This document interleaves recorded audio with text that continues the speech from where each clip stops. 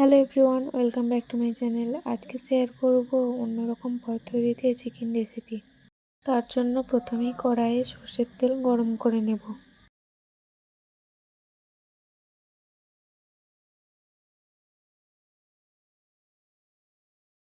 সর্ষের তেলটা গরম হয়ে গেলে দিয়ে দেব পেঁয়াজের টুকরো। পেঁয়াজের টুকরোগুলো একটু নাড়াচাড়া করে ভেজে নেব।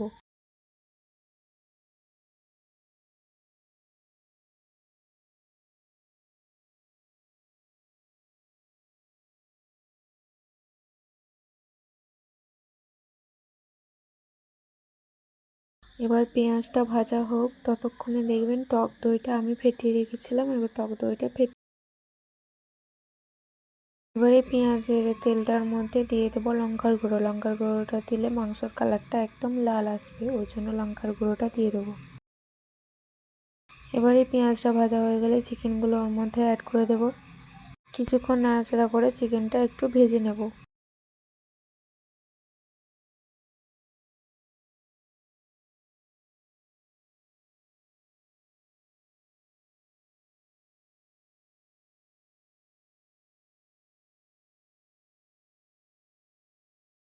এবার চিকেনটা ভাজা হয়ে গেলে ওর মধ্যে দিয়ে দেবো আদা রসুন বাটা। আদা রসুন বাটা দিয়ে কিছুক্ষণ নাড়াচাড়া করার পর দিয়ে দেবো জিরে বাটা।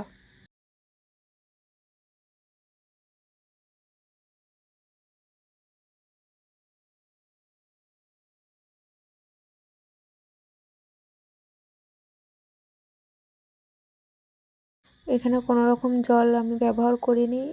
এখন দেখবেন মাংসটা প্রায় হয়ে গেছে, আপনা থেকে জল ছাড়তে শুরু করে দেবে। এবার দিয়ে দেবো কুচনো টমেটো। টমেটোটা দিয়ে কিছুক্ষণ নাড়াচাড়া করে নেব।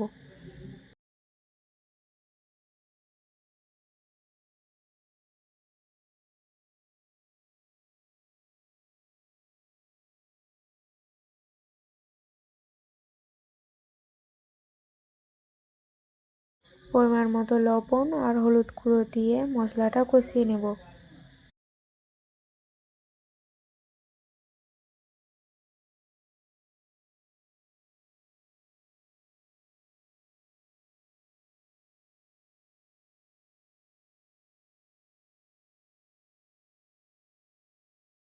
এবার এই মশলাটা কষানো হয়ে গেলে এবার দিয়ে দেবো ফেটানো রাখা টক দই। টক দইটা দিয়ে কিছুক্ষণ নাড়াচাড়া করে নেব।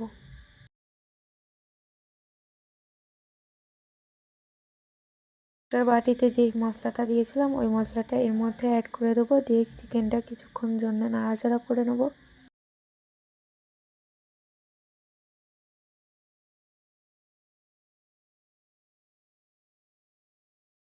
কোনো রকম জল ছাড়াই চিকেনটা আমি রান্না করেছি, এক্সট্রা জল দেওয়ার কোনো প্রয়োজন নেই। চিকেনটা 20 মিনিটের জন্য কষিয়ে নেব।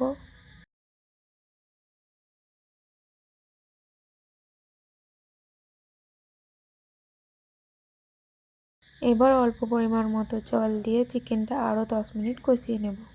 কষানো হয়ে গেলে পরিমাণ মতো জল দিয়ে দেবো গ্রেভির জন্য। জল দেওয়ার পর কিছুক্ষণ নাড়াচাড়া করে নিয়েছি।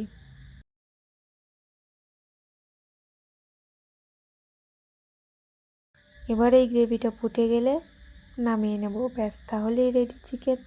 এই চিকেন রেসিপিটা সাথে একদম ইয়াম্মি হয়েছিল। এর মধ্যে এই পর্যন্তই, দেখা হচ্ছে নেক্সট ভিডিওতে। টাটা।